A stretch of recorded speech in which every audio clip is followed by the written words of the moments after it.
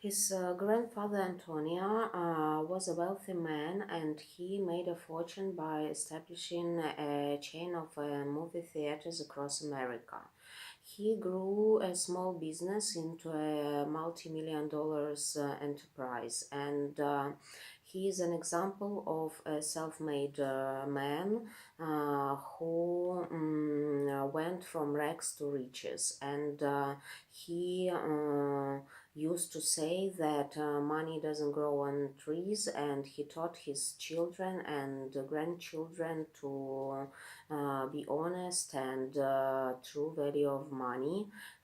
He earned his millions by himself, and without winning the lottery or getting an unexpected inheritance from the long lost uncle. He knew from his own experience what it was like to live from paycheck to paycheck, and to be so broke that you can't even afford a bus fare.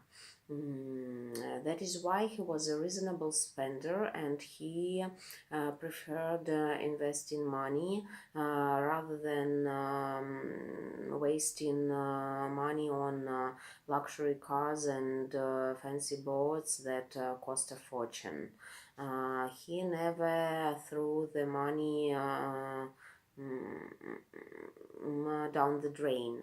His grandpa got rich by doing what he loved, and he worked hard and lived by his principles. He was an honest man, paying taxes and never giving bribes.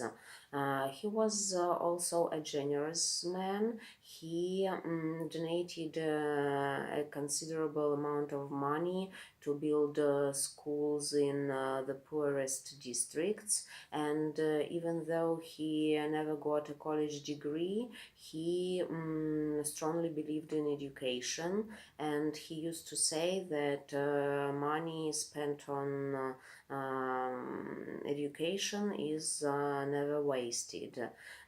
He also established a charity fund providing grants and scholarships for students who are strapped for cash.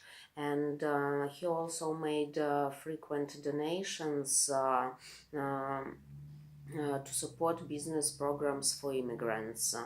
So he came to the USA 60 years ago, and he was the time he was as poor as a church mouse, and he had to borrow money from his family to afford this trip to the US, and the cost of living there was much higher than in his hometown in Central America.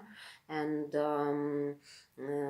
just like all the immigrants who arrived to the land of opportunity in search of fame and fortune, he had to have low-paid jobs just to survive. He worked as a fast food clerk and shop assistant and a cleaner, and he was in debts, and to pay off his debts to his family, he had to work day and night, and he swept the floors and worked as a security guard at a nightclub. All these hard times taught him to respect people no matter what they are and what they do. And since then, he tipped the waitress and barbers and cleaners and taxi drivers, because he had been in their shoes and he knew what it was like to be in need.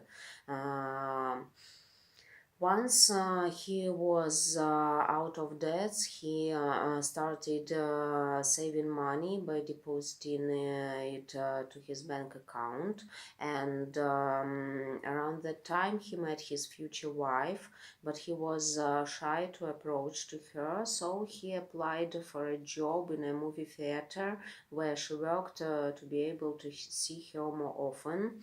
And he at that time he fell in love with the cinema, and the woman that he was head over heel in love fell in love with him. And so he bought an expensive diamond ring that cost him an arm and a leg, and proposed to her.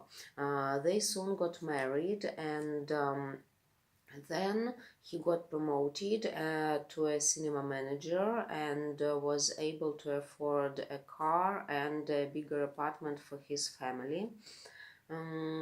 He kept stashing money into a saving account and receiving interest. Then he also started investing in stocks, and he used to say that money makes more money.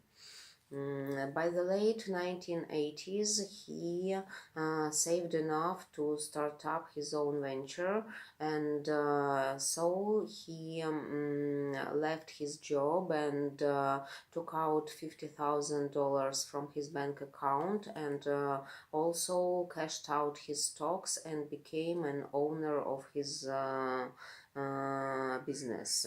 But unfortunately, his first venture turned out to be a failure due to the lack of experience and poor location. He went belly up after 6 months. He lost all his money and had to take a loan and sell his car. And soon he went bankrupt. But instead of pitying himself, he just did his best to learn from his mistakes. He attended a business course, and a year later he had a proper plan, a proper business plan, and raised capital to start up his business. Um, so he managed to find a few sponsors, and opened another movie theater. Things were going well, and he had 60 locations in 34 states. On his 80th birthday, he decided to retire and go on a trip around the world. A couple of years later, he died, and his family inherited his business.